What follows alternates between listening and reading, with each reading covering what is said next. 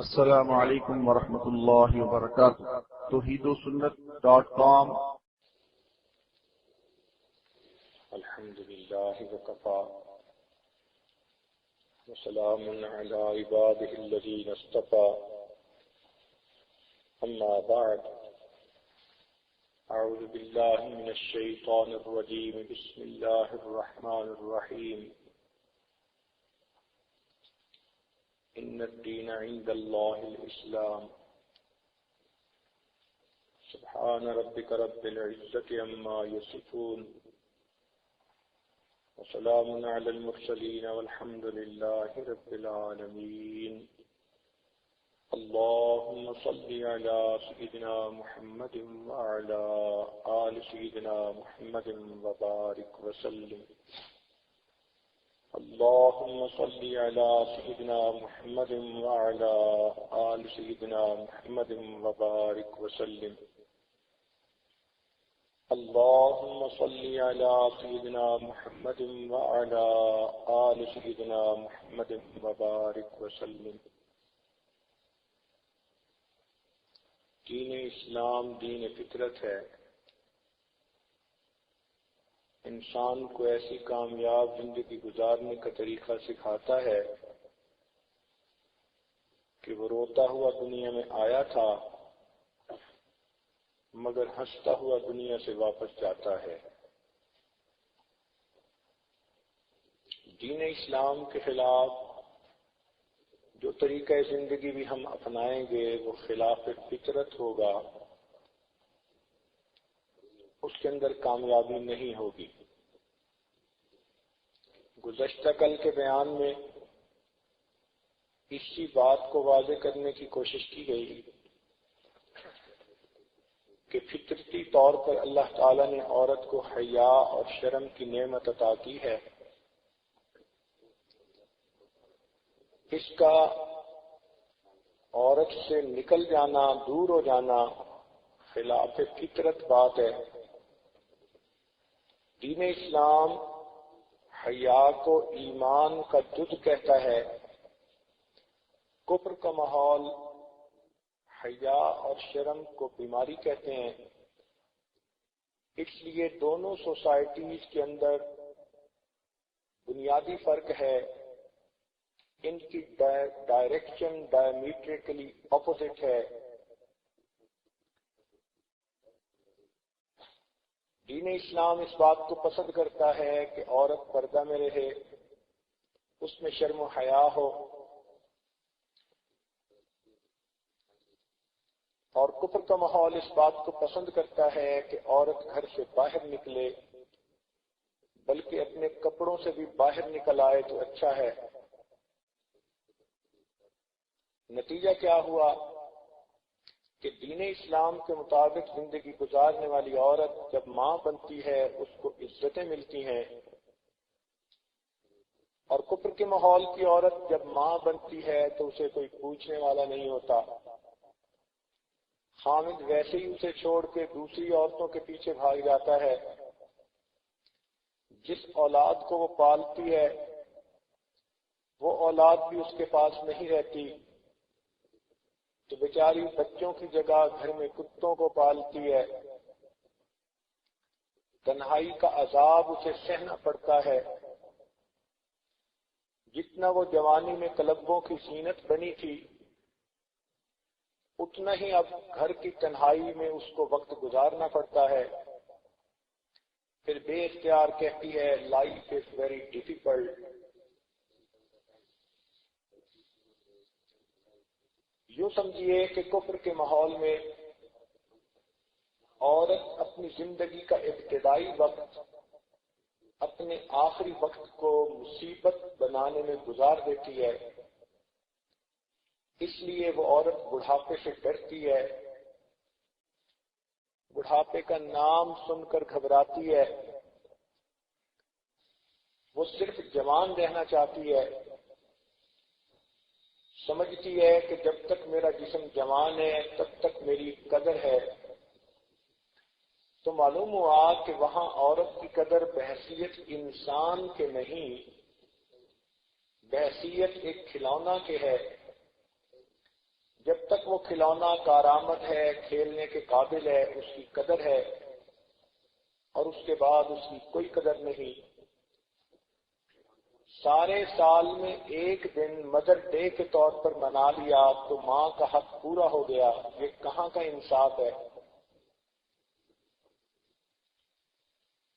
بلکہ ایک واقعہ تو ایسا بھی ہے کہ مدر ڈے کے دن ماں نے اپنے بچوں کے لیے بہت کچھ تیار کیا،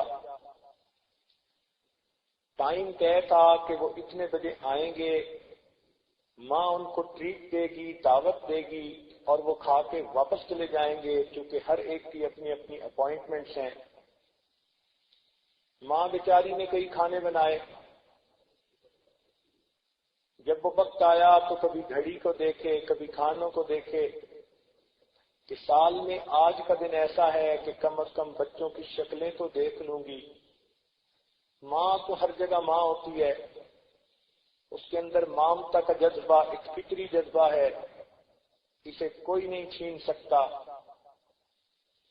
جانوروں میں ہم نے دیکھا کہ ماں کو بچے سے محبت ہوتی ہے، انسان تو بالآخر انسان ہے۔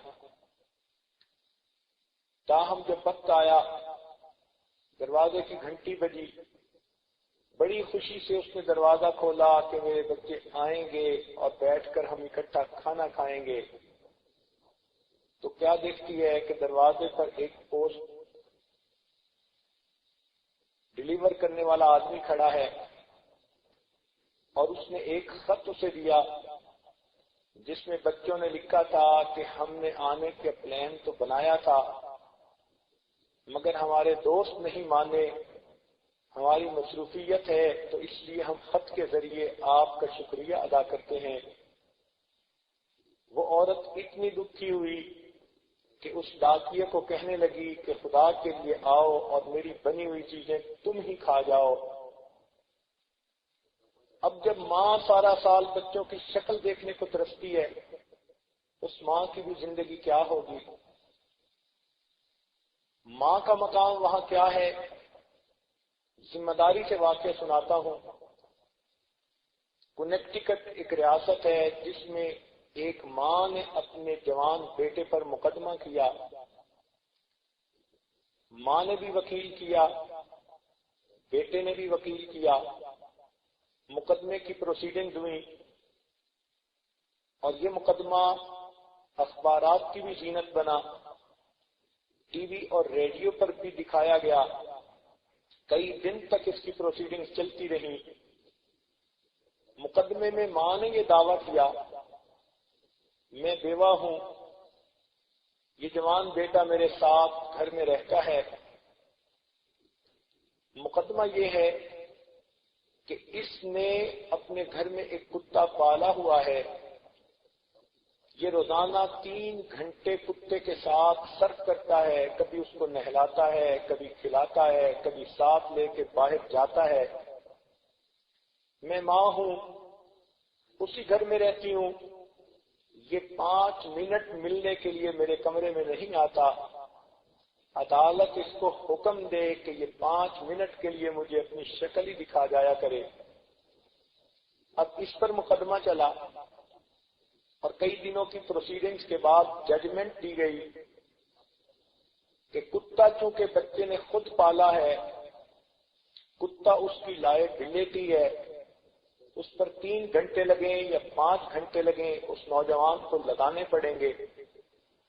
رہ گئی ماں، تو چونکہ بچے کی عمر 18 سال سے اوپر ہو چکی، اس لیے اب بچے کے اوپر وہ لائبلٹی نہیں ہے۔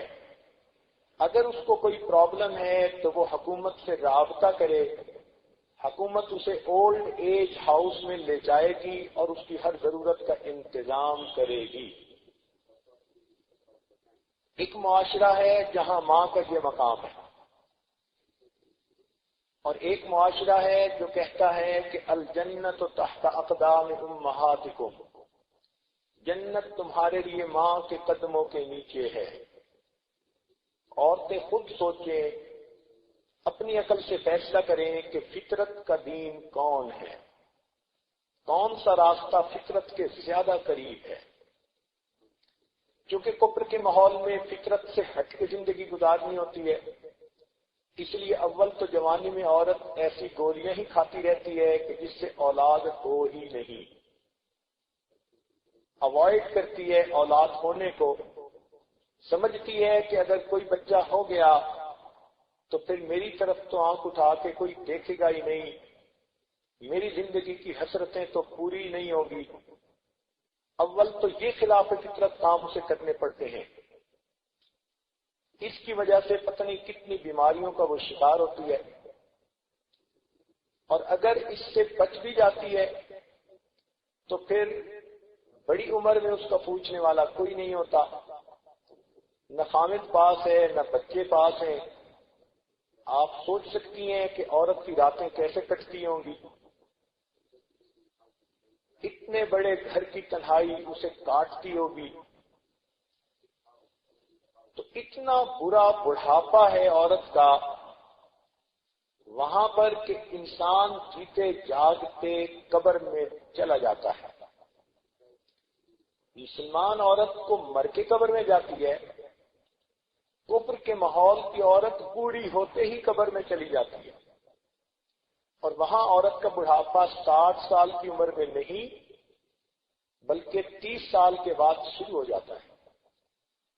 ایک کامن سی بات ہے کہ اس کفر کے ماحول میں 30 سال کے بعد لڑکی کو اپنے لیے کوئی خاوند نہیں ملتا، 2 قدم چلنے کے ساتھی تو روز اس کو ملتے ہیں، زندگی کا ساتھی اسے کوئی نہیں ملتا۔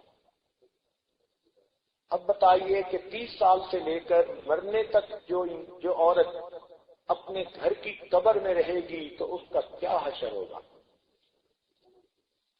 اس لیے وہ اپنا وقت گزارنے کے لیے ایکسٹینڈڈ آور دفتر میں کام کرتی ہے، ادھر ادھر پارٹ ٹائم کام کرتی ہے تاکہ اس کا وقت گزر جائے، بیچاری کا وقت ہی نہیں گزرتا۔ تو یہ خلاف فطرت زندگی گزارنے کی مصیبت ہے جس کی وجہ سے وہاں عورت کو ان پریشانیوں میں سے گزرنا پڑتا ہے۔ رہ گئی بات جوانی کی زندگی کی، تو جوانی تو دیوانی ہوتی ہے، انسان کی آنکھوں پہ شہوات کے پردے پڑے ہوتے ہیں، وہاں کا اصول ہے انجوائے یور سیلف، لہذا وہ اپنی زندگی کو انجوائے کرتے ہیں۔ اب وہ انجوائمنٹ بھی کیا ہے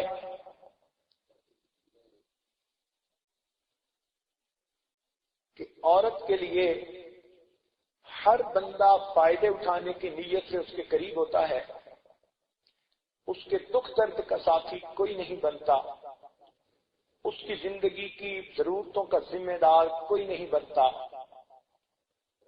حیرانی کی بات ہے کہ ایک جوڑا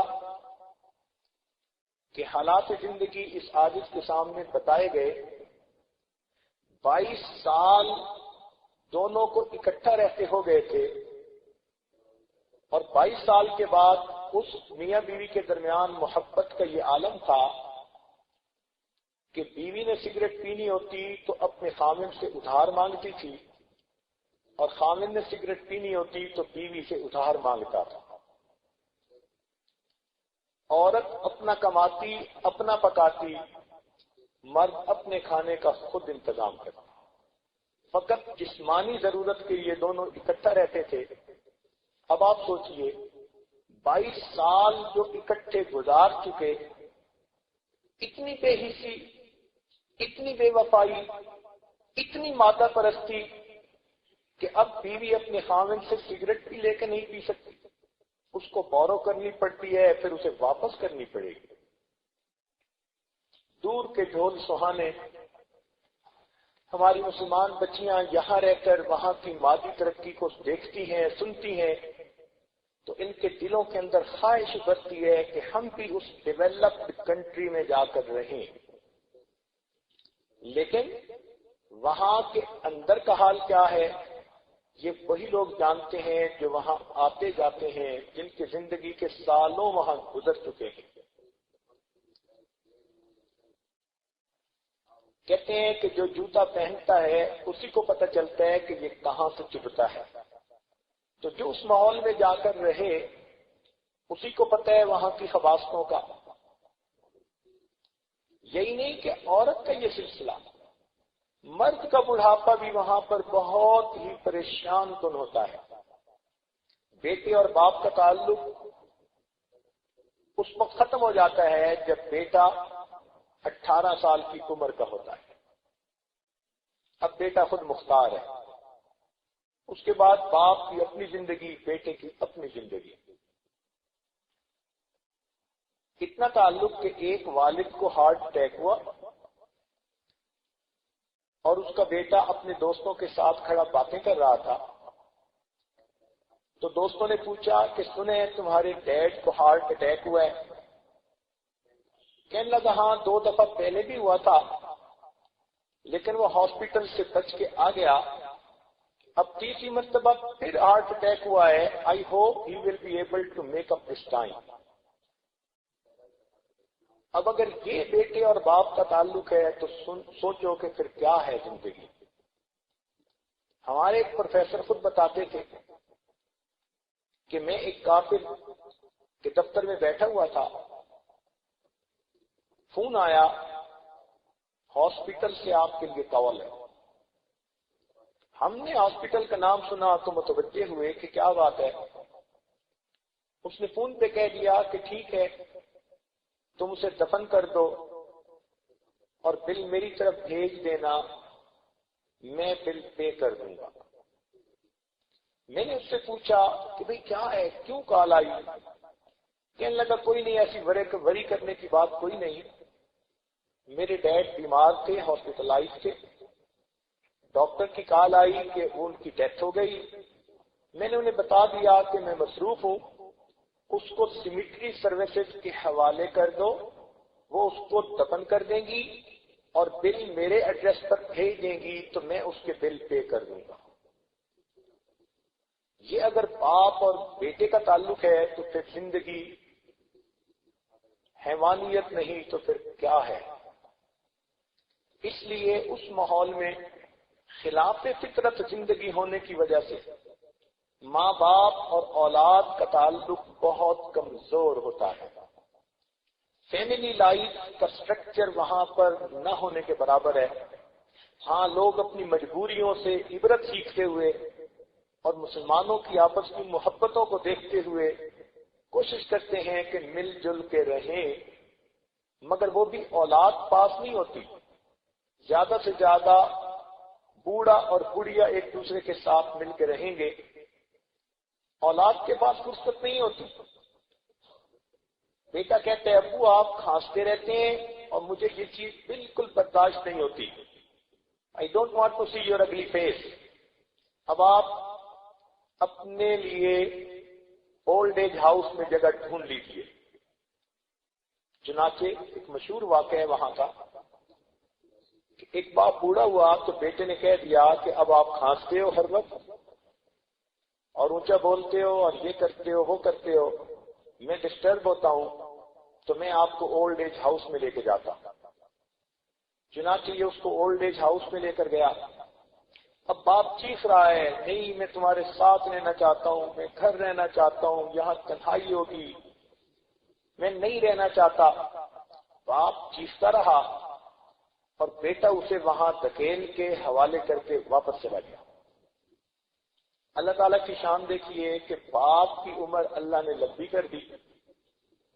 اس کو کہیں 20-25 سال اس اولڈ ایج ہاؤس میں رہتے رہتے گزر گئے. یہ بچہ بھول ہی گیا کہ میرا کوئی باپ تھا یا نہیں، کیونکہ حکومت کی طرف سے وہاں ہر ضرورت پوری ہو جاتی ہے. بوڑھا بھی نا امید ہو گیا تھا، رابطہ ختم ہو گیا. 25-30 سال کے بعد یہ بوڑھا ایک دفعہ اپنے کمرے سے باہر نکلا تو کیا دیکھتا ہے کہ ایک بوڑھے کو اس کا بیٹا دھکیل رہا ہے کہ نہیں تم یہی رہو، اور وہ چیخ رہا ہے، چلا رہا ہے نہیں میں تمہارے پاس رہنا چاہتا ہوں، مجھے یہاں مت چھوڑ کے جاؤ.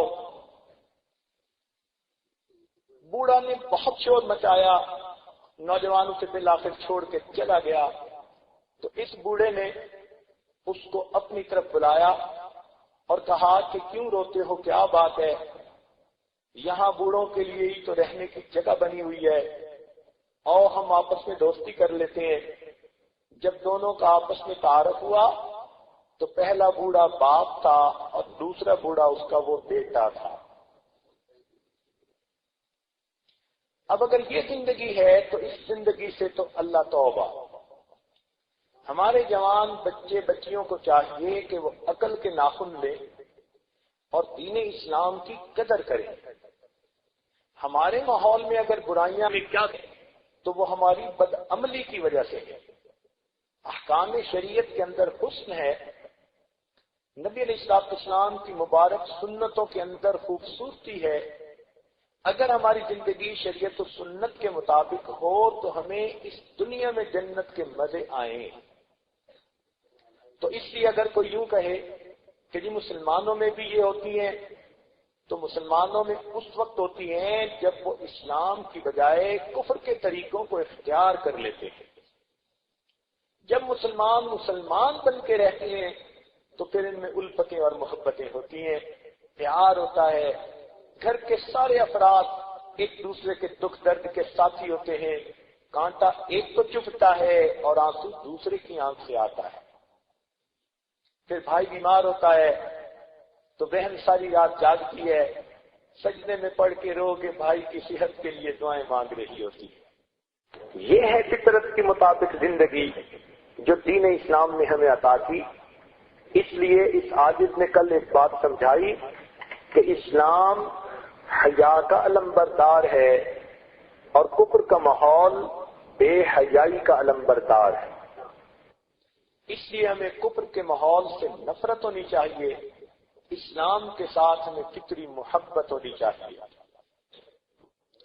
نوجوان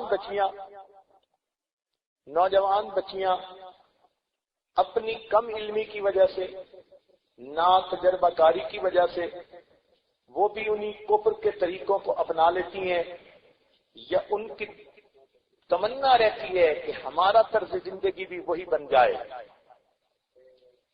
چنانچہ ریڈیو ٹی وی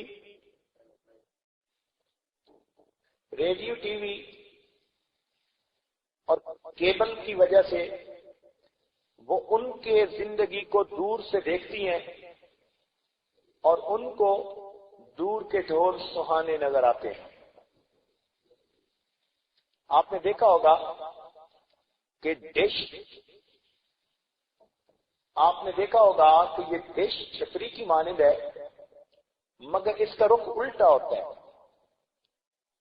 یوں سمجھ لیجئے کہ جس گھر میں ڈش لگ گئی انہوں نے اللہ رب العزت کی رحمت کی چھتری کو الٹا کر دیا۔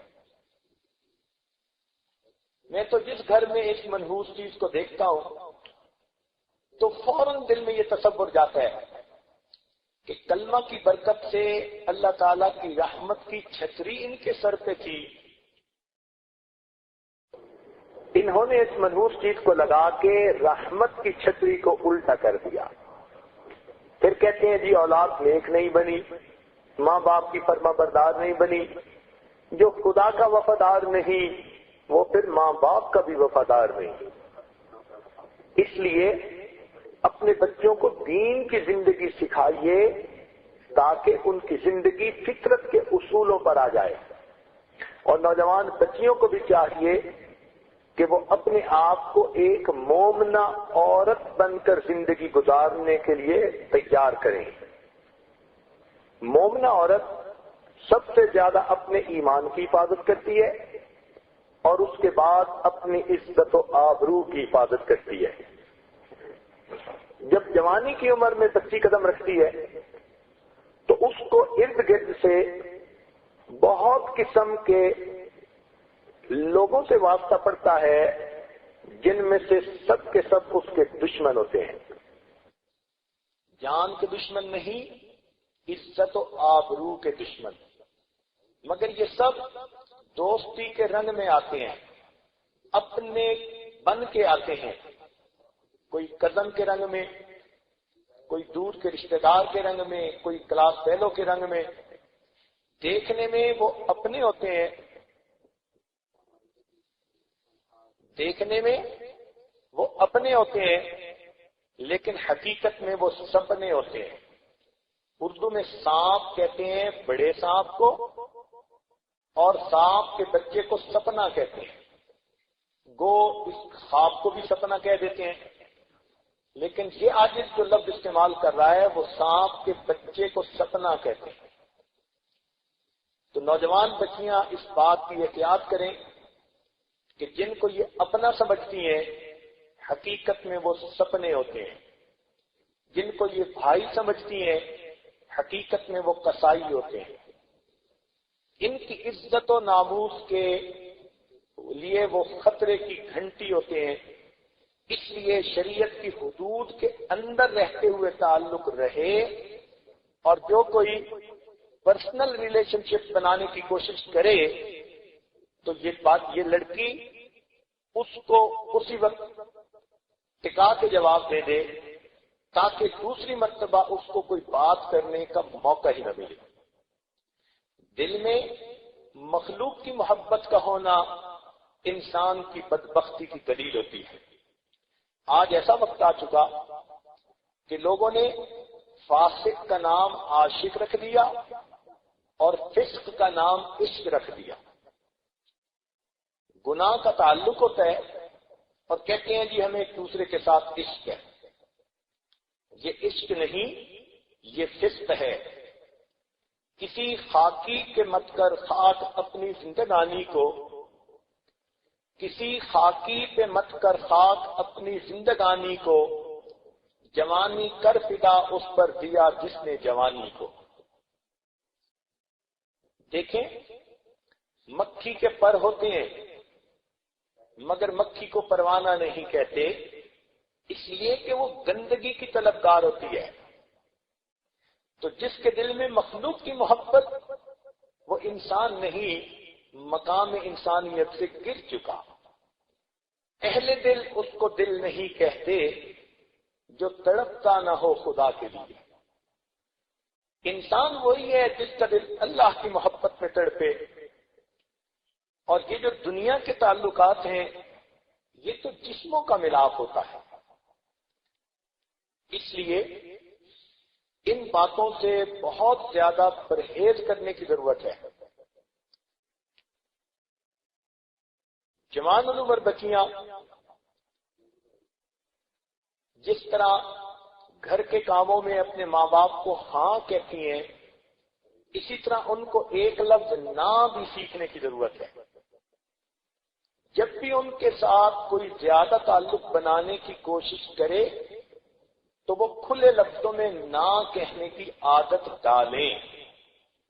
یہ بہادری ہے، یہ ان کا جہاد ہے، یہ اپنی عزت و ناموس کی حفاظت ہے۔ یاد رکھنا، جو بچی کسی کو کلیئرلی نہ نہیں کہہ سکتی اس کی عزت ہر وقت خطرے میں ہوتی ہے۔ تو نہ کرنا بھی سیکھنا چاہیے اور اس کو اپنا فرض منصبی سمجھنا چاہیے۔ چھٹی حص سے کام لیا کریں۔ اللہ تعالیٰ نے عورت کو ایک حص دی ہے جس کو چھٹی حص کہتے ہیں۔ وہ چھٹی حص بتا دیتی ہے کہ بولنے والا کس اسٹیشن سے بول رہا ہے، بات کرنے والا کس مقصد کے لیے بات کر رہا ہے۔ ہر عورت کی چھٹی حص اس کو فوراً خطرے کے بارے میں بتا دیتی ہے۔ تو عورت اپنی چھٹی حص سے کام لے۔ یہ چھٹی حص اس کے لیے ریڈار کی مانند ہے۔ جس طرح فوجی ریڈار پر دیکھتا ہے کہ دشمن کی طرف سے میزائل آیا، دشمن کی طرف سے جہاز آیا، تو وہ پہلے سے ہی ڈیفنس کے لیے تیار ہوتا ہے، بلکہ ریڈار پر دیکھ کر وہ دشمن کے کسی ایسے ریڈار کو، ایسے کسی جہاز کو آنے ہی نہیں دیتا، واچ فل رہتا ہے۔ اسی طرح اللہ تعالیٰ نے عورت کو چھٹی حص ریڈار کی مانند دی۔ یہ ریڈار اسے بتاتا ہے کہ کس بندے نے جو فکرہ کہا، کس مقصد کے لیے کہا۔ تو جیسے ہی آپ کا ریڈار آپ کو خطرے کی گھنٹی بتائے، آپ فوراً اپنی حفاظت کریں۔ اپنی عزت و ناموس کی حفاظت کر کے آپ اللہ تعالیٰ کی نظر میں سرخرو ہوں۔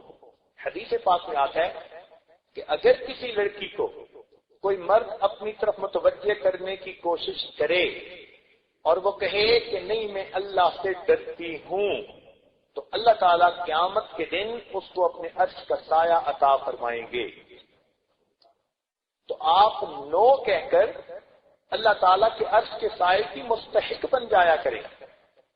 اللہ رب العزت کی محبت آپ کو نصیب ہوگی جب آپ اللہ کے لیے دنیا کو ٹھوکر ماریں گے۔ رہ گئی بات کہ نکاح ہونا ہے تو اس نکاح کے وقت ماں باپ بھی ہیں، بات چلے گی، ماں باپ کے ذریعے سے آگے بڑھے گی، آپ کی بھی رائے پوچھی جائے گی، اس وقت جو مل جل کر فیصلہ ہوگا اس مشورے کے اندر برکت ہوگی۔ بچی کو خود اس بات کی ضرورت نہیں ہوتی کہ وہ اس چکر میں پڑے کہ جی مجھے کل کو فیصلہ کرنا ہے اس لیے میں کیسے نہ کروں۔ یاد رکھیں 100 میں سے 99 بندے جو قریب ہوتے ہیں وہ سب کے سب اپنے وقتی کام کے لیے ہوتے ہیں۔ عورت ایک بات ذہن میں اچھی طرح بٹھا لے کہ عورت کے معاملے میں مرد اپورچونسٹ ہوتے ہیں، موقع پرست ہوتے ہیں۔ جس مرد کو کسی عورت نے برائی کا، تنہائی کا موقع دے دیا، وہ مرد اس موقع کو ضرور اویل کرے گا، چاہے وہ جوان ہے اور چاہے وہ 60 سال کا بوڑھا ہے۔ بوڑھے اور جوان کا عورت کے معاملے میں کوئی فرق نہیں۔ جدا سے جوان لڑکی گزر رہی ہوتی ہے، جوان بیٹا بھی اس کو شہوت کی نظر سے دیکھتا ہے، این اسی وقت اس کا سفید بالوں والا باپ بھی اس بچی کو شہوت کی نظر سے دیکھتا ہے۔ تو عورتیں اس بات کو اچھی طرح سمجھنے کی کوشش کریں، مرد کے معاملے میں بہت محتاط رہیں، بلکہ قرب قیامت میں نبی علیہ السلام نے ارشاد فرمایا ایسا وقت آئے گا کہ محرم مرد اپنی محرم عورتوں کے ساتھ برائی کے مرتکب ہوں گے۔ ہم قرب قیامت کے اس دور میں زندگی گزارتے ہیں اور ہمیں اس قسم کی ادھر ادھر سے اطلاعات، شکایات ملتی ہیں۔ لہذا عورت کو چاہیے کہ زندگی کا اصول بنائے، غیر محرم سے بیزار رہے اور محرم سے ہوشیار رہے۔ غیر محرم سے بیزار رہے، اس کی شکل دیکھنی بھی پسند نہ کرے۔ غیر محرم سے بیزار رہے اور محرم سے ہوشیار رہے۔ جتنے تعریفیں کرنے والے لوگ ہیں ان میں ایک خامد ہے کہ جو عورت کے بارے میں مخلص ہو سکتا ہے۔ خامد کے علاوہ، باپ کے علاوہ کوئی بھی جو تعریفیں کر رہا ہے اس تعریف کے پیچھے کوئی نہ کوئی اس کا مقصد ہے۔ اس بات کو اچھی طرح سمجھنا چاہیے۔ جوان بچیاں کم عمر، کم علم ہوتی ہیں، وہ ان ہتھ کنڈوں کو نہیں سمجھتی اور جھوٹی تعریفوں کے چنگل میں پھنس جاتی ہیں۔ اور آج کل کے نوجوان تعریفیں کرنے کے ماہر ہیں۔ یوں لگتا ہے کہ انہوں نے عورت کی تعریفیں کرنے میں پی ایچ ڈی کی ڈگری کر لی ہے۔ ہر وقت یہ سوچتے رہتے ہیں کون سا فکرہ بولوں، کون سی بات کہوں کہ وہ لڑکی خوش ہو جائے، اس لیے کہ خوشی سے بات آگے بڑھے گی۔ اور ہر نوجوان یہ جھوٹ بولتا ہے کہ میں آپ کو اپنانا چاہتا ہوں۔ 100% جھوٹ ہوتا ہے۔ اپنانے کا مطلب صرف اتنا ہوتا ہے کہ میں آپ کے ساتھ کچھ وقت گزارنا چاہتا ہوں۔ اور بچیاں سادگی کی وجہ سے اس بات کو حقیقت سمجھ لیتی ہیں کہ فلاں ہمیں اپنانا چاہتا ہے۔ جو اپنانے والے ہوتے ہیں وہ پھر اپنے والدین کے ذریعے سے شریعت و سنت کے قاعدے کے مطابق قدم بڑھاتے ہیں۔ وہ علیحدگی میں، تنہائیوں میں سب سے چھپ چھپا کے رشتے نہیں جوڑتے۔ جو چھپ کے رشتے جوڑ رہا ہے وہ چھپ کے ہی کچھ کرنا چاہتا ہے۔ اس لیے ایسی باتوں میں جوان بچیوں کو بہت محتاط ہونے کی ضرورت ہے۔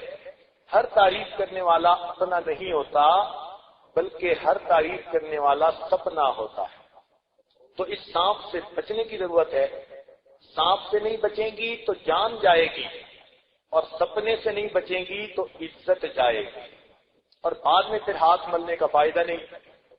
جوان بچیاں بعض اوقات یہ اعتراض کرتی ہیں کہ جی فلاں آدمی نے ہمیں خراب کیا، بلکہ بدنام کر دیا۔ لڑکی کی بدنامی کیوں ہوتی ہے، لڑکے کی کیوں نہیں ہوتی؟ یہ ان کا سوال اور یہ ان کی بات پوچھنی فضول ہے۔ ذرا ایک مثال سن لیجئے کہ اگر ایک آدمی کے پاس گوشت ہے، بوٹیاں بنی ہوئی ہیں، اور وہ اس کو ٹرے میں ڈال کے سر کے اوپر رکھ کے گلی میں سے گزرتا ہے، اور کوئی کوا اس میں سے بوٹی اٹھا کے لے جاتا ہے، تو آپ کوے کو برا کہیں گی یا اس بندے کو برا کہیں گی؟ ہر سمجھدار بندہ اس آدمی کو برا کہے گا کہ تم نے تو گوشت کی حفاظت ہی نہیں کی، اس لیے کہ کوے نے تو بوٹی لینی ہے، اس کی تو فطرت ہے، اس کا تو کام ہے۔ تو کوئی بندہ کوے اور پرندے کو برا نہیں کہتا، ہر بندہ اسی کو برا کہے گا کہ جس نے گوشت کو چھپا کے نہیں رکھا۔ تو اگر 2 کلو گوشت کو کوئی نہ چھپائے، اسی کو برا کہتے ہیں، تو جو بچی اپنے 60-70 کلو کے گوشت کو نہ چھپائے، پھر کس کو برا کہیں گے؟ اسی کو برا کہیں گے کہ تم نے خود کیوں پردے کا خیال نہ کیا، عزت تمہاری تھی، اس لیے اب بدنامی بھی تمہارے اوپر آئی۔ ایک اور مثال سن لیجئے، ایک آدمی کے ہاتھ میں فرض کرو $10,000 ہے، اور وہ ان کو ہاتھ میں پکڑ کے جا رہا ہے، غیر لوگوں کے اندر سے ایک پھر سب انجان قسم کے، ناواقف قسم کے لوگ ہیں۔ اب اگر اس کے ہاتھ میں یہ پیسے واضح دیکھ کر کوئی بندہ اس سے پیسے چھین لیتا ہے، تو چھیننے والے کو آپ برا کہیں گی یا اس بندے کو کہ جس نے ہاتھ میں لے کر ان کو دکھائے؟ ہر بندہ اسی کو برا کہے گا کہ تمہارے پاس دولت تھی، تمہیں اس کو جیب میں رکھنا چاہیے تھا، چھپا کے رکھنا چاہیے تھا۔ آج کل تو لوگ جیب بھی کتر لیتے ہیں، اور تم نے تو ہاتھ میں کھول کے پیسے دکھا دیے۔ یہ شکر کرو کہ ان نے تم سے دولت چھینی، تمہاری جان کو انہوں نے کچھ نہیں کیا۔ اسی طرح جو بچی پردے کا خیال نہیں کرے گی اور نامحرم مردوں کے سامنے آئے جائے گی، اب اس کو کہیں گے کہ تم نے خود اپنی عزت کا خیال نہیں کیا، اس لیے کہ غیر مرد کی تو نظر ایک ہی طرح کی پڑتی ہے، اس نے تو ایک ہی مقصد جو ہے اس حاصل کرنا ہوتا ہے۔ اچھا یوں بتائیے، ایک مثال اور ابھی ذہن میں آئی کہ اگر کوئی کسی بجلی کی تار کو ہاتھ لگا دے اور اسے جھٹکا لگے اور وہ شکوہ کرے کہ جی دیکھو بجلی کتنی بری ہے، ہر بندہ کہے گا بجلی بری نہیں، اس کی تو فطرت ہے، یہ برے تم ہو کہ تم نے اس کو انگلی لگائی کیوں، قریب آئی کیوں۔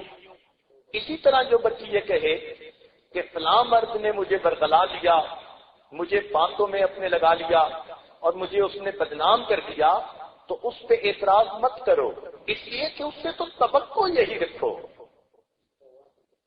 عزت کی حفاظت عورت نے اپنی خود کرنی ہوتی ہے۔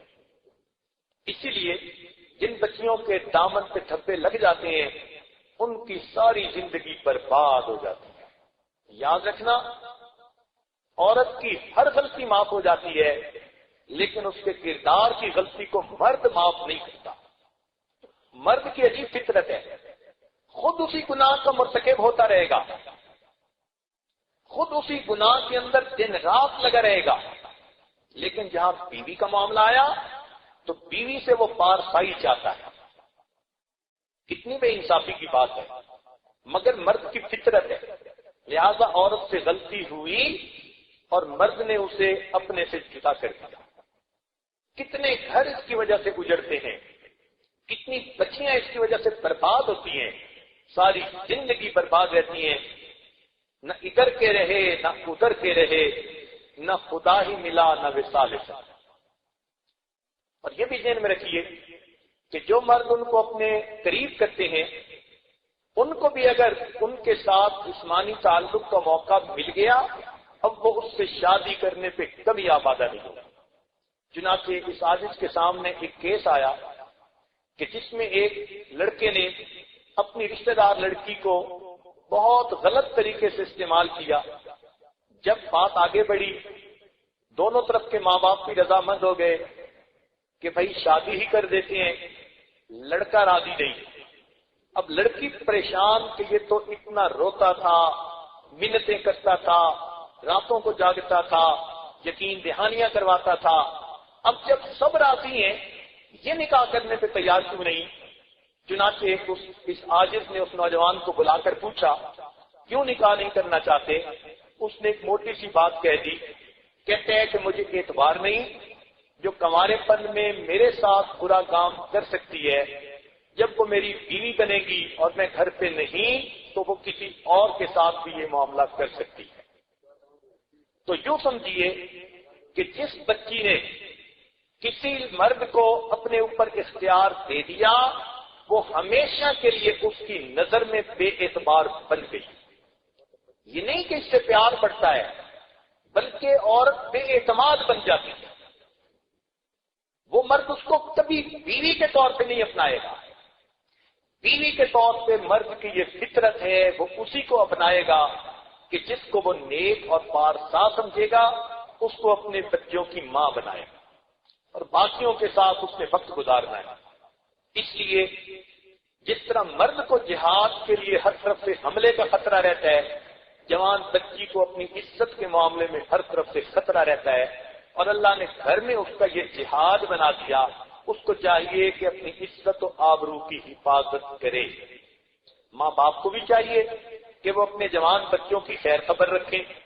یہ کہاں کا انصاف ہے کہ بچے تو پیدا ہو گئے، اب ذرا بڑے ہوئے تو ان کو ان کے حال پر چھوڑ دیا، ان کو تر لک میں کھلاتے ہیں، ان کی ہر خواہش ماں باپ پوری کر دیتے ہیں، اور پھر اس بات کا خیال بھی نہیں رکھتے کہ ان بچوں کی زندگی گزر کیسی رکھتی۔ یہ جو نئی تہذیب کی تعلیم ہے یہ انسان کے اندر سے انسانیت کو جلدی نکال دیتی ہے۔ ہم سمجھتے تھے کہ لائے گی فراغت تعلیم، ہم سمجھتے تھے کہ لائے گی فراغت تعلیم، کیا پتا تھا کہ چلا آئے گا الحاد بھی ساتھ۔ یہ جو نئی تعلیم ہے نا اس کے ساتھ الحاد بھی آ جاتا ہے، اس کے ساتھ جوان بچے اور بچیاں اللہ کے وجود کے ہی منکر بن جاتے ہیں، دین اسلام کے منکر بن جاتے ہیں۔ تو ماں باپ کی یہ ذمہ داری کہ ان بچوں کو دیکھتے رہیں، واچ فل رہیں، یہی تربیت ہے۔ یوں تو تربیت کے عنوان سے مستقل کئی بیانات پہلے کیے گئے، انشاءاللہ اس مرتبہ بھی تربیت کے عنوان سے مزید کچھ باتیں کہی جائیں گی۔ تاہم جوان بچوں کے بارے میں چند باتیں اس وقت بھی ذہن میں آ رہی ہیں تو ذرا سن لیجئے۔ سب سے اچھا دستور تو ہمارے بزرگوں کا تھا۔ گھر کے دو حصے ہوتے تھے، ایک مردان خانہ اور ایک زنان خانہ۔ زنان خانے میں عورتیں ہوتی تھیں، مردان خانے میں مرد ہوتے تھے۔ ضرورت کے وقت مرد عورتوں میں آتے تھے یا ضرورت کے وقت گھر کی عورتیں مردوں میں جاتی تھیں، اپنی زندگی ویسے علیحدہ تھی۔ باپ بیٹوں پہ نظر رکھتا تھا، ماں بچیوں پہ نظر رکھتی تھی۔ یہ سب سے بہتر سیٹ اپ تھا جو ہمارے بزرگوں کا رہا ہے۔ لیکن اب ماشاءاللہ کوٹھیاں بننی شروع ہو گئی، کمرے بیڈ روم زیادہ ہوتے ہیں، لہذا ہر بچے اور بچی کا کمرہ جدا۔ یہ سمجھ لیں کہ یہی بیماری کی ابتدا، یہی گناہوں کی ابتدا کہ بچے کی اٹھتی جوانی اور اس کو ایک کمرہ دے دیا جاتا ہے جہاں وہ کمرے کو بند کر کے کچھ وقت اپنی مرضی سے گزارتا ہے۔ اچھا اگر کمرے زیادہ بھی ہیں تو ایک دستور سمجھ لیں کہ بچے جن کمروں میں رہیں ان کے اندر کے لاک نہیں ہونے چاہیے۔ لاک صرف اس کمرے میں ہو جس میں میاں بیوی رہتے ہوں، باقی کسی کمرے میں لاک کی کوئی ضرورت نہیں۔ بس اتنی سی بات ہے کہ بھائی نے بہن کے کمرے میں جانا ہے تو کھٹکھٹائے اور دروازے کی اجازت ملنے پہ کھولے، مگر ماں کو اجازت کی بھی ضرورت نہیں۔ اگر بیٹے کے کمرے میں جانا ہے، ماں نے جانا ہے تو دروازہ کھٹکھٹائے، اور اگر باپ نے جانا ہے تو اجازت کی کوئی ضرورت نہیں۔ تو یہ گھر کا اگر اصول بن جائے کہ بچوں کے علیحدہ علیحدہ بیڈ روم میں، مگر ان کے اندر کے تالے لاک ختم کر دیے جائیں اور یہ دستور گھر کا ہو کہ بیٹے کے کمرے میں باپ جب چاہے بغیر اجازت جا سکتا ہے، بیٹی کے کمرے میں ماں جب چاہے بغیر اجازت جا سکتی ہے. آپ یوں سمجھیں کہ آپ نے بچوں کی آدھی تربیت کر لی. اس لیے کہ بہت ساری ایسی باتیں کہ جو بچے تنہائیوں میں بیٹھ کے کرتے ہیں وہ پھر ڈر کی وجہ سے نہیں کر سکیں گے، اور یہ ماں باپ کا حق ہے کہ ماں باپ ان پر نظر رکھیں. بچے یہ نہیں کہہ سکتے کہ ہمیں پرائیویسی نہیں مل رہی. تمہاری پرائیویسی کی زندگی شادی کے بعد شروع ہوگی. شادی سے پہلے ماں سے بیٹی کی کوئی پرائیویسی نہیں اور باپ سے بیٹے کی کوئی پرائیویسی نہیں. تو شریعت نے یہ حق دیا ہے ماں باپ کو. اس لیے آپ اس اصول کو گھر میں ذرا گھر کی تنہائی اسے کاٹتی ہوگی کا دروازہ لگا دیا اور اب اس کے پاس 10 گھنٹے رات کے ہیں. اب وہ 10 گھنٹے چاہے تو انٹرنیٹ پہ پورنوگرافی کی فلمیں دیکھے، چاہے تو سیل فون کے اوپر کسی سے باتیں کرے. آپ حیران ہوں گی کہ ایک بچی جو نیکوکار تھی، بہت اچھی تھی، مگر کسی کزن نے اس کو نیکی کے راستے سے ہٹا دیا. اس نے بالآخر سیل فون کے ذریعے اس سے نکاح بھی کر لیا اور ماں باپ کو اس کا پتہ ہی نہیں. 3 سال کے بعد پتہ چلا کہ ہماری بیٹی تو کسی سے نکاح کر چکی ہے. جب ایسی مثالیں ہوں معاشرے میں تو پھر بہت احتیاط کی ضرورت ہے. بیٹی کو ہرگز اجازت نہ دیں کہ وہ کمرہ بند کر کے اپنے 10 گھنٹے گزارے. تو بچوں کے کمروں کو لاک نہیں ہونے چاہیے. نمبر 1، باپ کو اجازت ہو جب چاہے بیٹے کے کمرے میں بلا اجازت اچانک جائے. ماں کو اجازت ہو جب چاہے بیٹی کے کمرے میں بغیر اجازت اچانک جائے. اگر آپ نے یہ روٹین گھر کے اندر ڈیولپ کر لی تو اب سمجھ لیجئے کہ آپ کے بچوں کو 50% گناہ کے موقع ختم ہو گئے. رہ گئی باقی بات، تو اس کا ایک اصول اور سن لیجئے کہ بچوں کے سونے اور جاگنے کا ٹائم آپ فکس کر دیں. بچوں کے سونے اور جاگنے کا ٹائم آپ فکس کر دیں، چاہے 6 گھنٹے یا 7 گھنٹے. فجر میں اٹھنا سب کے لیے لازمی ہے اور عشاء کے بعد اتنے بجے سونا سب کے لیے لازمی ہے. اگر وہ کہیں ہم نے پڑھنا ہے، ان کو کہو کہ دن کی روشنی میں پڑھو اور رات کی تاریکی میں آرام کرو. پڑھنے کے نام پر بچے سب برائیوں کا وقت نکال لیتے ہیں. ماں باپ سو جاتے ہیں کہ جی بچی پڑھ رہی ہے اور بچہ پڑھ رہا ہے، اور ان کو کیا پتا ہوتا ہے کہ بچہ اس وقت کس کام میں لگا ہوا ہوتا ہے. گھنٹوں بچے آج 6 گھنٹے متواتر چیٹنگ میں گزارتے ہیں. اس لیے پڑھائی میں بھی فیل ہوتے ہیں، نہ دنیا کے رہے نہ دین کے رہے. صبح کو فجر میں اٹھنا مشکل، ماں کہتی ہے نماز پڑھو تو نماز پڑھنا مشکل. تو ایک اصول بنا لیجئے گھر میں کہ بچوں کے لیے سونے کا ٹائم متعین ہو. اچھا، اگر پڑھنے والے بچے ہیں اور گھنٹہ 2 گھنٹے پڑھنے ہیں تو ماں جاگے. کبھی ماں کی طبیعت ٹھیک نہیں تو باپ جاگے. جب تک بچے جاگ رہے ہیں ماں باپ میں سے کسی ایک کو جاگنا ہے، اور جو ٹائم طے ہے اس پر بچے کو لازمی سونا ہے.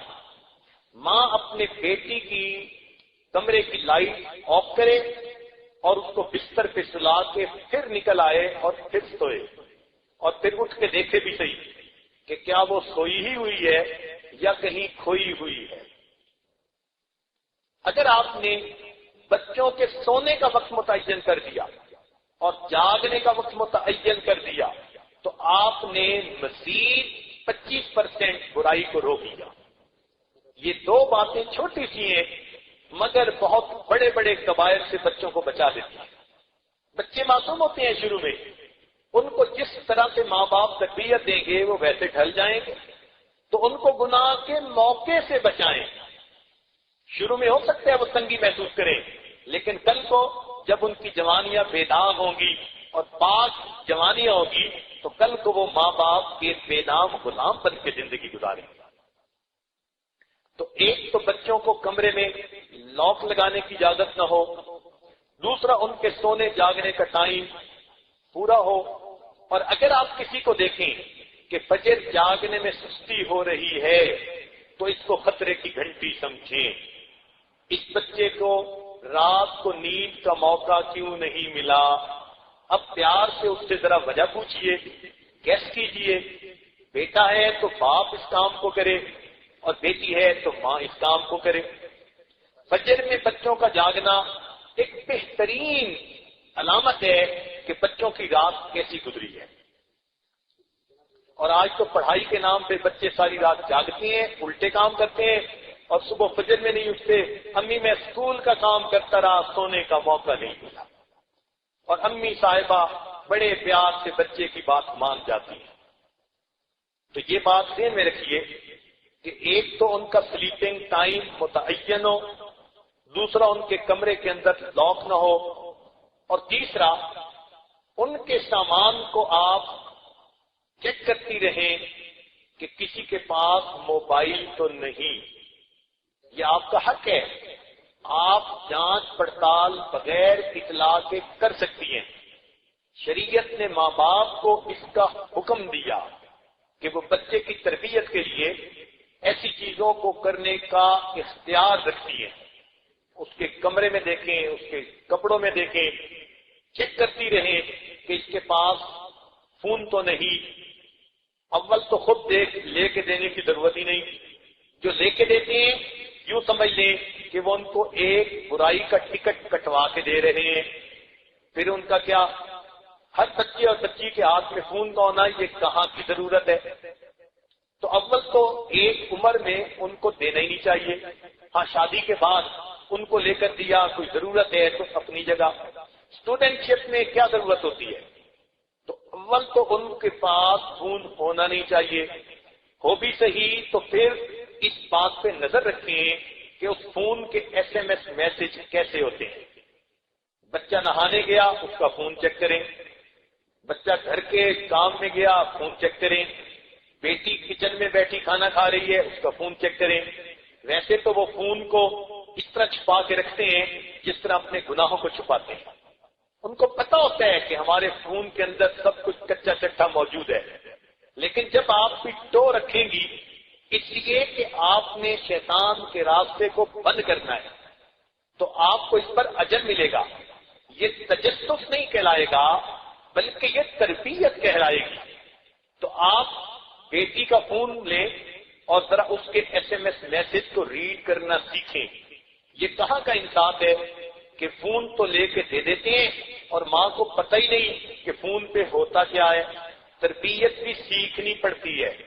تو اس بات کو چیک کرتے رہیں. اگر آپ نے اس کے میسیجز چیک کر لیے اور اس کی ای میل کو بھی چیک کرتی رہیں. ای میل ایڈریسز آپ کو معلوم ہونے چاہیے. یہ بچوں کے وہ راز ہیں کہ اگر ماں باپ کو اس کا پتہ ہوگا تو بچے بالکل سیدھے رہیں گے، اور اگر نہیں پتہ ہوگا تو انہی کی وجہ سے بچے ماں باپ کے بھی نافرمان اور پھر ماں باپ کو جہنم میں لے جانے کا بھی ذریعہ بنے. اور ایک اصول آخری اور کہ بچہ گھر میں کوئی سی ڈی لائے تو ماں باپ کی اپروول سے لائے. آج کل سی ڈیز پر وہ بدماشیاں ہو رہی ہیں الامان بالحفی، اور آپ چیختا رہا. بچہ جب چاہتا ہے سی ڈی لے کے آ جاتا ہے. ماں سمجھتی ہے کہ یہ سی ڈی آ گئی بچے کے کالج کے کام کی، اور بچہ وہاں بیٹھ کر 3 گھنٹے کی فلم دیکھ رہا ہوتا ہے. نیوڈ فلمیں دیکھتے ہیں بچے.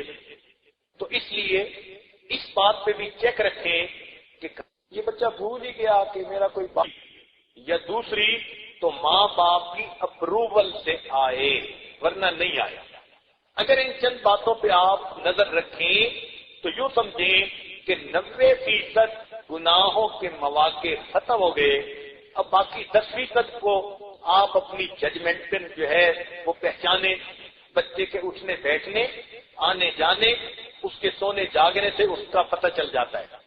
اور اس کا اصول یہ ہے کہ جب بچہ نیکی میں سستی کرنے لگے تو سمجھ لیں کہ کہیں نہ کہیں بیماری موجود ہے. مصلی سے محبت نہیں، مسجد میں نہیں آتا، جماعت میں نہیں آتا، جب آپ عبادت کو اپنے بچے کے لیے بوجھل محسوس کریں، پھر سنیں اور دل کے کانوں سے سنیں، جب آپ یہ محسوس کریں کہ بچے کے لیے عبادت کرنی بوجھل بن گئی ہے، سمجھ لیں کہ کہیں نہ کہیں دال میں کالا ہے۔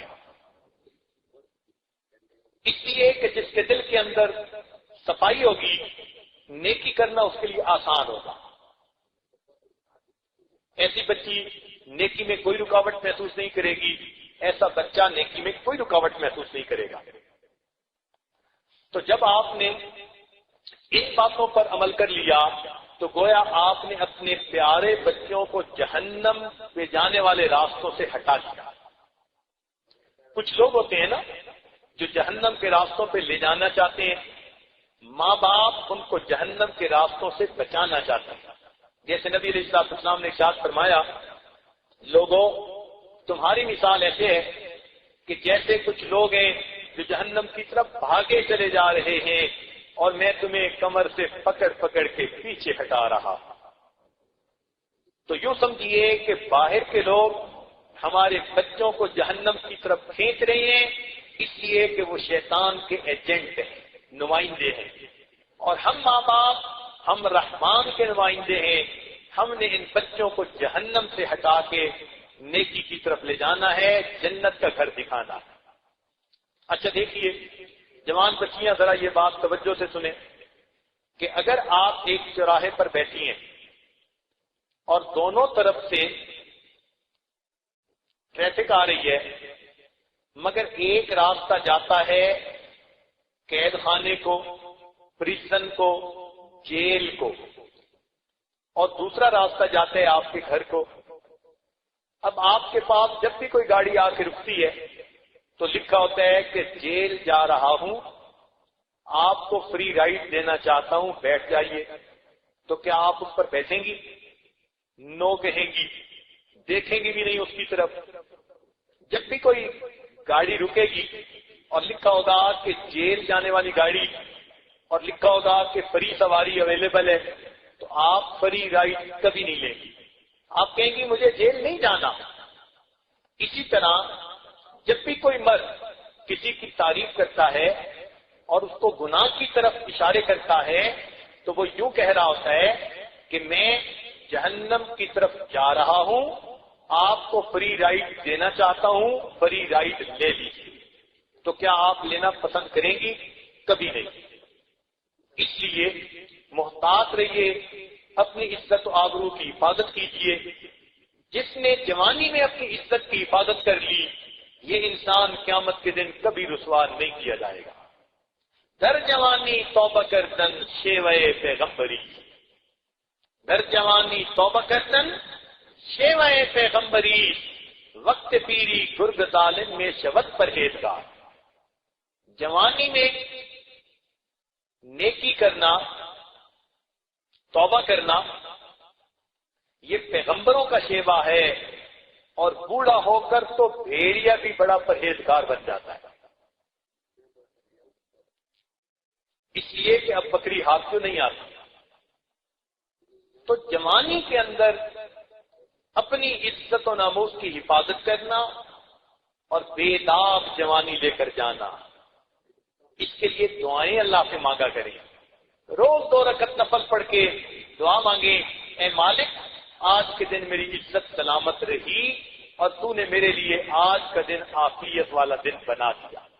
اے اللہ مجھے امتحانوں سے بچانا، اے اللہ مجھے شیطان سے بھی بچانا، اور جو انسان کی شکل میں شیطان پھرتے ہیں اے اللہ مجھے ان سے بھی بچا لینا۔ تو جب یہ بچی 2 رکعت نفل پڑھ کے روز ایمان کی حفاظت کی دعا مانگے اور 2 رکعت نفل پڑھ کے اپنی عزت و آبرو کی حفاظت کی دعا مانگے، اللہ تعالیٰ اس بچی کے ایمان اور عزت و آبرو دونوں کی حفاظت فرمائے۔ ایمان اور عزت و آبرو، ان دو کے علاوہ زندگی کی کوئی بھی پریشانی ہے اس کا کوئی نہ کوئی حل موجود ہے۔ یاد رکھنا، اس کی اہمیت اس لیے زیادہ بتائی جا رہی ہے کہ ایمان سے اگر کوئی محروم ہو گیا اس کا کوئی حل نہیں۔ اگر عزت و آبرو کوئی کھو بیٹھا اس کا کوئی حل نہیں. ان دو کے علاوہ زندگی کی کوئی بھی چیز ہے، ہر چیز کا نعم البدل ہو سکتا ہے، مگر ایمان اور عزت و آبرو کا بدل کوئی نہیں ہو سکتا. لِكُلِّ شَيْءٍ إِذَا فَارَقْتَهُ عِوَضٌ وَلَيْسَ لِلَّهِ إِنْ فَارَقْتَ مِنْ عِوَضٍ. اے دوست، دنیا میں جس چیز سے تو دور ہوا تیرے لیے کوئی نہ کوئی اس کا بدل موجود ہے، لیکن تو اللہ تعالیٰ سے دور ہو گیا تو تیرے لیے اللہ کا بدل کوئی موجود نہیں.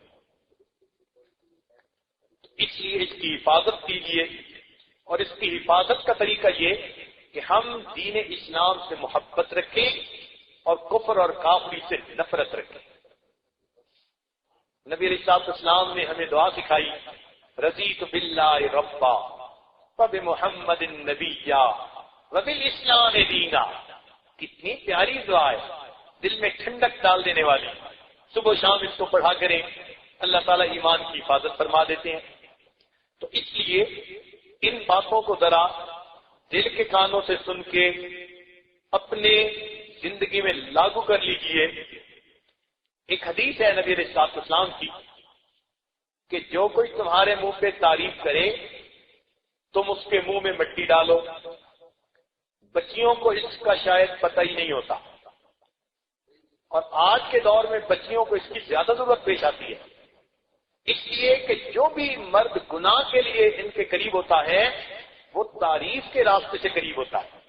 تو نبی علیہ السلام کی حدیث کو ہر وقت ذہن میں رکھیں کہ جو منہ پہ تعریف کر رہا ہے تو وہ کسی نہ کسی مقصد کے لیے کر رہا ہے. اگر میں منہ میں مٹی نہیں ڈال سکتی تو کم از کم نو کے ذریعے اس کو اپنے سے دور تو کر سکتی.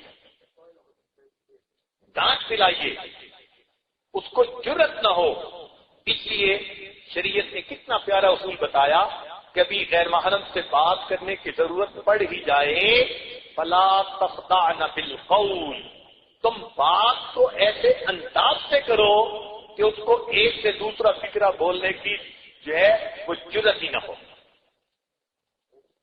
جب تک عورت عزت و ناموس کے معاملے میں مضبوط ہے، مرد اس کا کوئی نقصان نہیں کر سکتا. جب عورت ڈھیلی ہوگی تب مرد کو جرأت ہوگی. اس لیے اللہ کریم نے اپنے قرآن میں جہاں چوری کا تذکرہ کیا، السارق والسارقۃ، چور مرد کا تذکرہ پہلے، عورت کا تذکرہ بعد میں. اس لیے کہ چوری مردانگی کے خلاف ہے، مرد کو الزام زیادہ آتا ہے کہ اس نے کتنا برا کام کیا. اور جہاں زنا کا تذکرہ ہوا فرمایا الزانیۃ والزانی، زانیہ عورت اور زانیہ مرد. عورت کا تذکرہ پہلے کیوں کیا؟ اس لیے کہ جب تک عورت کی طرف سے ڈھیل نہ ملے مرد اس گناہ کا مرتکب نہیں ہو سکتا. تو رب کریم نے فطرت کے اصول بتا دی. اس لیے قرآن مجید کی آیت سے بھی پتہ چلتا ہے کہ عزت و ناموس کی حفاظت کا زیادہ ذمہ عورت کے اپنے اوپر ہے. اس کا یہ مطلب نہیں کہ اگر کوئی مرد ان سے گناہ کرے گا تو مرد کو عذاب نہیں ہوگا. نہیں، عذاب تو مرد کو یقیناً ہوگا، مگر ایک دنیا کی بدنامی بھی تو ہوتی ہے، وہ تو عورت ہی کے پلے پڑتی ہے.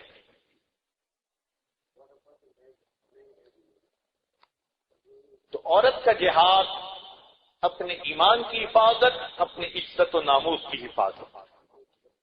اور آج کل یہ جتنا نیا میڈیا ہے یہ عورت کو ایمان سے اور عزت و آبرو سے ہٹانے کے لیے پورا زور لگا رہا ہے. اس لیے اس سے بچنے کی کوشش کیجیے اور اپنے رب سے مدد مانگیے. رب کریم ہم پر اپنی رحمت فرمائے اور ہمیں اللہ تعالی اپنی عزت و آبرو کی حفاظت کی توفیق عطا فرمائے. ہم نے اسٹوڈنٹ شپ میں ایک فقرہ پڑھا تھا، if wealth is lost, nothing is lost. If health is lost, something is lost. And if character is lost, then everything is lost. جس کا کردار ختم ہو جاتا ہے پھر اس کے پاس کچھ بھی نہیں ہوتا. اس لیے کہتے ہیں کہ 4 چیزیں بے وقت بن جاتی ہیں، یہ دانا کا قول ہے۔ 4 چیزیں بے وقت بن جاتی ہیں، جب سر سے کوئی بال اتر جائے تو بے وقت ہوتا ہے، اس کی کوئی قیمت نہیں ہوتی۔ سر سے اترے ہوئے بال کی کوئی قیمت نہیں ہوتی۔ اسی طرح آسمان سے گرے ہوئے ستارے کی کوئی قیمت نہیں ہوتی۔ اور اسی طرح آنکھ سے آنسو جب ٹپک کے زمین پہ گر پڑتا ہے تو زمین پہ گرنے کے بعد اس کی کوئی قیمت نہیں ہوتی۔ اور اسی طرح جس عورت کی عزت کی چادر پہ داغ لگ گیا، اب مرد کی نظر میں اس عورت کی کوئی عزت نہیں ہوتی۔ مرد خاوند بیوی کی ہر غلطی کو معاف کر سکتا ہے، لیکن کردار کی غلطی کو معاف نہیں کرتا۔ یہ مرد کی فطرت ہے، چاہے وہ نیک ہے یا چاہے وہ بد ہے۔ عورتیں اس فطرت کو سمجھیں اور اپنی عزت و ناموس کی حفاظت کریں اور اپنے رب سے اس کے لیے مدد مانگیں۔ رب کریم ہمیں نیکوکاری کی زندگی عطا فرمائے۔ قرآن مجید میں عورتوں کی جہاں خوبیاں بتائی گئی کہ یہ پاک دامن عورتیں ہیں، فلاں عورتیں ہیں، وہاں ان کے لیے ایک لفظ لگایا گیا غافلات۔ غافلات کا کیا مطلب؟ کہ وہ عورتیں جن کو ان برائیوں کے طریقوں کا پتہ ہی نہیں، ہوا ہی نہیں لگی۔ شریعت نے اس کو اچھا کہا، عورت کی صفت بتلایا ہے۔ تو بہترین عورت وہ ہے نہ خود کسی کو دیکھے اور نہ کسی کو دیکھنے کا موقع دے، اور اس قسم کی واہیات باتوں کی آپس میں ڈسکشن بھی نہ کرے۔ یہ بھی ایک برائی کا ذریعہ۔ نیک بچیاں اپنی کلاس فیلوز کے ساتھ جب ہر ٹاپک پہ باتیں کرتی ہیں تو خود تو گھر میں ٹی وی نہیں یا نیکی کا ماحول ہے، لیکن اس کی دوست اس کو اپنے سب کچھ تجربات جب بتاتی ہے تو اس کے دل میں پھر برائی کی بے لہر دوڑ پڑتی ہے۔ تو اس لیے بچیاں اس بات سے بھی محتاط رہیں کہ فحاشی، بے حیائی، گناہ کے ٹاپک پر دوسری لڑکیوں سے بھی گفتگو سے پرہیز کریں، اس سے بھی پرہیز کریں۔ اس لیے کہ جتنا ان کو اس چیز کی ہوا لگے گی اتنا ان کا نفس ان کو برائی سے آمادہ کرے گا۔ یوں سمجھیے یہ برائی آگے اور ہم نے آگ کے قریب بھی نہیں جانا کہ ہمیں تپش بھی محسوس نہ ہو۔ اس لیے ہر بچی دوستی کے قابل نہیں ہوتی۔ یہ نہیں کہ کوئی آپ کی کلاس فیلو ہے آپ اسے اپنی دوست بنا لیں، نہیں، چن کے دوست بناتے ہیں، دیکھ بھال کے دوست بناتے ہیں۔ سب قسمیں ایک جیسی نہیں ہوتی۔ جس کو آپ نیک سمجھیں، اچھی سمجھیں، اس کے ساتھ بھلا دوستی کا تعلق بھی رکھیں، اور ورنہ سب کے ساتھ ضابطے کی جو ایک تعلقات ہوتے ہیں وہ سب کے ساتھ رکھیں جو رشتہ داری میں ہوتے ہیں، مگر جس کو دوستی کہتے ہیں کہ دل کی باتوں کو شیئر کرنا وہ نہ کریں، بلکہ یہ عاجز کو کہتا ہے کہ بیٹی کو چاہیے کہ وہ اپنی ماں کو دوست بنا لے۔ ماں سے زیادہ خیر خواہ دنیا میں اس کا کوئی نہیں ہو سکتا۔ بیٹے کو چاہیے آج کے ماحول میں اپنے باپ کو دوست بنا لے، باپ سے زیادہ اس کا خیر خواہ کوئی نہیں ہو سکتا۔ ماں باپ کے دل اولاد کے لیے اخلاص والے ہوتے ہیں، اس لیے حدیث پاک میں آتا ہے کہ ماں باپ کی دعائیں اولاد کے بارے میں اللہ تعالیٰ اس طرح قبول کرتے ہیں جیسے کہ بڑے بڑے اولیاء کی دعائیں قبول کی جاتی ہیں۔ کس لیے؟ اس لیے کہ ماں باپ جیسے بھی ہوں اولاد کے بارے میں مخلص ہوتے ہیں، اولاد کے بارے میں ان کے دل میں خلوص ہوتا ہے،